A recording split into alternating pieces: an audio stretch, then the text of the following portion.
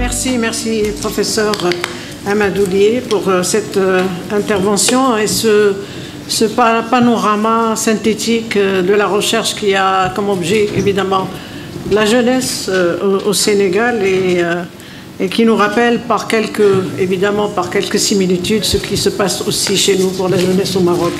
Et je vous remercie aussi pour la proposition quand même de créer une sorte d'études ou d'institutions, comme vous avez dit, qui se penchent sur la question de la transversalité, évidemment, parce que les dimensions, les études sur la jeunesse, évidemment, sont multidimensionnelles, multidisciplinaires, etc. Je vous remercie. Et la parole à ce deuxième intervenant, professeur Racine Senghor, qui est professeur à l'université de Gaston Berger, Saint-Louis, Sénégal. À vous la parole, M. Senghor. Merci, Madame la Présidente.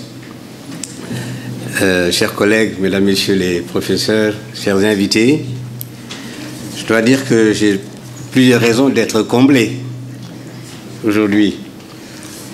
La première, enfin une des raisons, c'est que venu pour parler de Senghor, demain, j'ai l'opportunité de m'adresser un jour avant aux étudiants, aux doctorants, et d'échanger sur la recherche.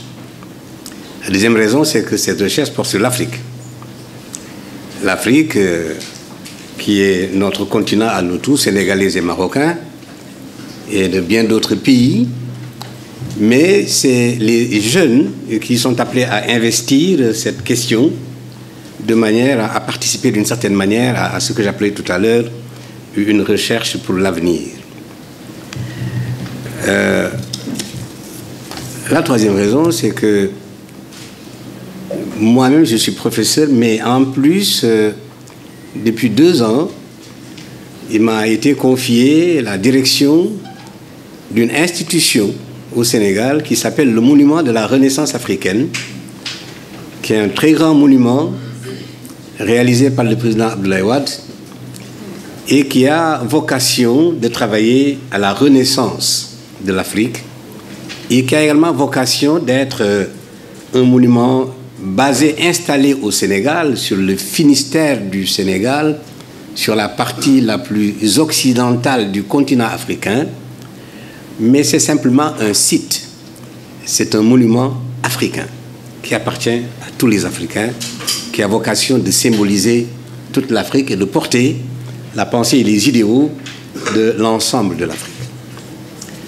Donc c'est à ce double titre que je vais évoquer la question de la recherche et montrer un peu en quoi il est intéressant pour des jeunes chercheurs de travailler, pour des chercheurs, jeunes ou moins jeunes, de travailler sur les questions liées à l'Afrique.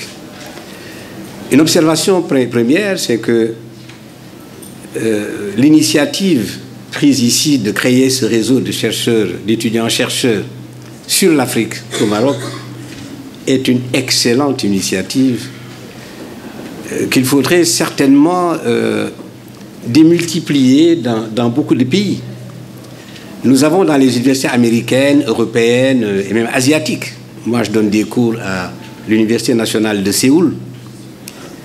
Nous avons des études africaines dans ces universités-là, qui sont structurées, qui sont organisées, et qui continuent à nous renvoyer des réflexions et des recherches sur l'Afrique, mais à partir de l'extérieur. Alors qu'il y a besoin que nos universités implantées dans nos pays inventent une réflexion profonde sur l'Afrique et son devenir, mais à partir de l'intérieur. C'est important que l'on voit les choses de l'extérieur. C'est important de les voir également de l'intérieur. C'est une question de perspective. Mais la perspective, elle est intéressante. Les conditions de la recherche n'étant pas les mêmes, les résultats de la recherche ne seront certainement pas les mêmes. Les contenus également différents. Mais l'un et l'autre contribuent d'une manière ou d'une autre à aider à prendre les bonnes positions pour faire avancer les choses, notamment chez nous en Afrique. Nous avons beaucoup de recherches qui sont faites dans tous les domaines, ici comme ailleurs, je ne suis pas sûr que ces recherches-là aient pu être menées de manière à pouvoir être utilisées et à pouvoir servir le continent directement. En tout cas, ailleurs, ces recherches sont capitalisées ailleurs, hors de l'Afrique. Je n'ai pas la certitude que ce soit fait chez nous. Il faudrait peut-être faire des investigations et voir un peu quel est l'impact de toutes ces recherches extérieures et intérieures sur les modus operandi que nous avons pour ceci ou pour cela. Une chose est certaine, l'Afrique intéresse beaucoup de monde. Et l'Afrique intéresse davantage beaucoup de monde. Ce n'est pas rien. Nous vivons des sociétés en crise.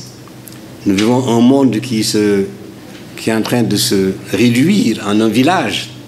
Nous vivons un monde où la compétition est réelle, où les coups sont donnés, mais on cherche à esquiver. Nous vivons un monde difficile, mais dans lequel nous devons survivre. Nous avons des contraintes énormes, mais nous avons un avenir interminable. Interminable, comme le passé. Mais il faut y travailler, il faut le penser. Il ne faut jamais, parce qu'ailleurs ça ne se fait pas, il ne faut pas que nous improvisions, parce qu'ailleurs on n'improvise pas. Il y a besoin donc d'ordonner tout cela, mais c'est la jeunesse et les universités qui ont cette responsabilité de conduire la recherche et d'amener à ce qu'on puisse avancer, mais de manière méthodique et intelligente. Senghor, dont on parlera demain largement, avait installé ce concept de l'organisation et de la méthode. Il en a fait son cheval de bataille pour l'ensemble de ses activités. Mais quand maintenant je ramène la question à ce que je disais tout à l'heure concernant l'Afrique et son devenir, ou sa renaissance, ou son émergence, comme on dit aujourd'hui, c'est le mot le plus galvaudé dans nos pays. La moitié des pays africains aujourd'hui ont des plans pour que les pays émergent. Sénégal émergent, Côte d'Ivoire émergent, Burkina émergent, Gabon émergent, etc. Nous avons tous dans nos pays des programmes d'émergence sur 10 ans, sur 20 ans, sur 30 ans. Ces programmes qui sont bâtis par des techniciens sur des bases économiques, avec des analyses liées sur la croissance pour développer, faire avancer nos pays. Je ne suis pas sûr qu'ils aient pris en compte l'ensemble des recherches qui ont été faites ou qu'ils aient orienté même ces plans d'émergence en tenant compte des possibilités de la recherche. Je ne suis pas sûr qu'il y ait une part importante accordée à la recherche pour que cette émergence-là ne soit pas une copie de choses qui se passent ailleurs, mais qui ne coïncident pas du tout avec les réalités et les objectifs normaux que nos pays devraient avoir à partir d'un examen concret. On disait à l'époque, on était de la gauche, étudiant l'analyse concrète de la situation concrète. C'était comme ça. Hein? C'était comme ça la formule marxiste communiste. Voilà. Voilà, les années 70. Hein? Je ne suis pas sûr qu'on l'ait fait. Mais, tout cela dit, je pense je suis content qu'il y ait ce souci ici de développer une recherche sur l'Afrique et de la coordonner et de l'orienter à partir de la fondation de l'Académie royale du Maroc. Je vous en félicite très très vivement. De quoi s'agit-il? Nous avons en Afrique beaucoup de richesses. Nous sommes, semble-t-il, oui, on le dit, la science actuellement le définit comme tel, le berceau de l'humanité. Beaucoup de choses se sont passées. Malheureusement, notre histoire a été réduite à la partie la plus simple, mais la plus négative, celle où on avait été conquis, occupé, etc. Laissant de côté tout ce qu'il y a eu avant, et négligent, parce qu'on nous enlise dans cette histoire ancienne, récente, négligent ce qui va venir. Et on perd du temps à ressasser cette histoire malheureuse quand il faut construire nos sociétés. Il s'est passé que cette histoire récente, que Césaire a beaucoup décrit par ailleurs, en montrant son caractère inhibiteur, a de manière inconsciente été inculqué, et Césaire dit, on nous a savamment inculqué le complexe d'infériorité. le complexe d'infériorité. Il a ajouté d'autres mots, le larbinisme, etc. Mais moi, je retiens le complexe d'infériorité qui fait que nous ne voyons, nous, l'avenir et le progrès et le bonheur qu'à travers le prisme déformant de l'Occident tel qu'il se présente à nos yeux. Il est faux, c'est une illusion. Mais elle est très forte, cette illusion, au point que nos jeunes prennent les navires pour aller en Europe. Ils abandonnent les universités, ils n'ont de cesse que d'avoir étudié en Europe. Ils ne sont contents que lorsqu'ils vont y travailler. Il y a cette manière de perdre son estime de soi et de développer une idée que ce qui est beau, ce qui est bien, c'est ce qui vient d'ailleurs. Il y a donc quelque chose à récupérer ici pour pouvoir construire quelque chose. Et je pense que la recherche est intéressante sur l'Afrique seulement lorsqu'elle nous redonne notre estime de soi, lorsqu'elle nous renvoie notre dignité, nous la donne, et lorsqu'elle nous permet véritablement d'assumer quelque chose. Il faut aller chercher ça dans le très fond de nous-mêmes. Les modèles extérieurs sont adaptés à l'extérieur, ils ne marchent pas toujours chez nous. Quelqu'un disait dans une causerie, je pense qu'on y reviendra plus tard, qu'il y a besoin que nous autres, nous revoyons les choses par nous-mêmes. Les modèles extérieurs sont inadaptés. Mais ces modèles qu'il faut inventer, jusqu'à la notion du temps, jusqu'à la notion du temps, jusqu'à la gestion de beaucoup de choses.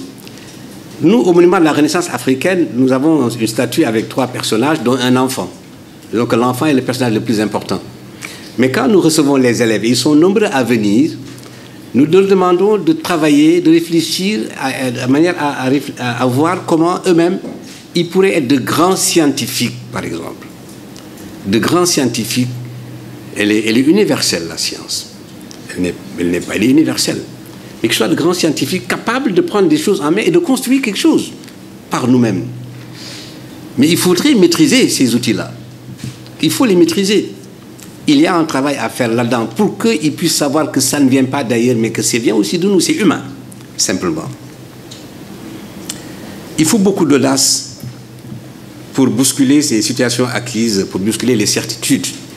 Parce que nous-mêmes qui sommes des enseignants ou qui sommes des responsables à un niveau ou à un autre, il y a quelque chose comme une séparation, une rupture entre nous et les autres, et les populations. Je me demande si en nous, comme disait monsieur le professeur Amadou dit tout à l'heure, il n'y a pas cette dichotomie dont parle le cher Hamidou Kane dans l'aventure ambiguë. Hein? Nous sommes un être hybride en détresse de n'être pas deux. C'est la formule de cher Hamidou Kane. Nous sommes en détresse de n'être pas deux. Et il y a quelque chose comme une rupture qu'il faut, il y a quelque chose à recoller, il y a quelque chose à remettre ensemble entre ceux qui sont les universitaires, ceux qui font des recherches, ceux qui administrent et les populations en général. Donc cette recherche doit aider à faire avancer les choses, mais dans une perspective où nous ne sommes pas coincés par ce que l'on appelait, ce qu'on appelle toujours l'Afrique balkanisée. L'Afrique balkanisée, où on est dans des petits États très nombreux, où on se limite dans la recherche, on nous a même inculqué ça, où on se réduit à rechercher dans notre petit coin, quand la vérité se trouve à 10 km plus loin, dans l'autre frontière, de l'autre côté. Qu'il puisse y avoir un truc étendu, mais dans tous les domaines. J'ai évoqué la science tout à l'heure, c'est valable pour l'anthropologie, pour l'histoire, pour la géographie, pour toutes les sciences. Toutes les recherches devraient pouvoir contribuer à cela. Mais la jeunesse, justement, parce qu'elle ne porte pas les scories de cette histoire. On s'est éloigné des limites où psychologiquement on était atteint. Cette jeunesse, elle est un peu loin de tout cela. Même si nous n'avons pas aidé à avoir une vue très correcte de ce qu'ils peuvent et doivent faire, parce qu'ils sont justement éloignés des contraintes et des pesanteurs qui sont celles du colonisé, de peau noire et masque blanc, pour employer le mot de Fanon, ou, comme disait le Tunisien Albert Memmi, voilà, hein, voilà, sur le colonisé. ils n'ont pas ces contraintes, ces pesantelles qui leur permettent, eux, de gérer les choses aujourd'hui avec la lucidité, l'objectivité de gens qui n'ont rien à se reprocher, rien à nous reprocher, mais qui sont en face de leur destin et de leur avenir. Et une objectivité là qu'il faut saisir et qui permet vraiment de développer la recherche sur l'Afrique par les Africains. Le devoir d'ouvrir des voies nouvelles, des voies agissantes, mais en partenariat, en collaboration avec plusieurs universités, plusieurs chercheurs d'ici, et après ici, avec plusieurs chercheurs d'ailleurs. Moi, c'est à cela que je voudrais simplement engager les étudiants qui sont ici, et les professeurs, bien entendu, les doctorants, à créer une pensée innovante pour une recherche africaine qui permet de construire l'Afrique, une recherche pour l'avenir de l'Afrique. Voilà, je vous remercie.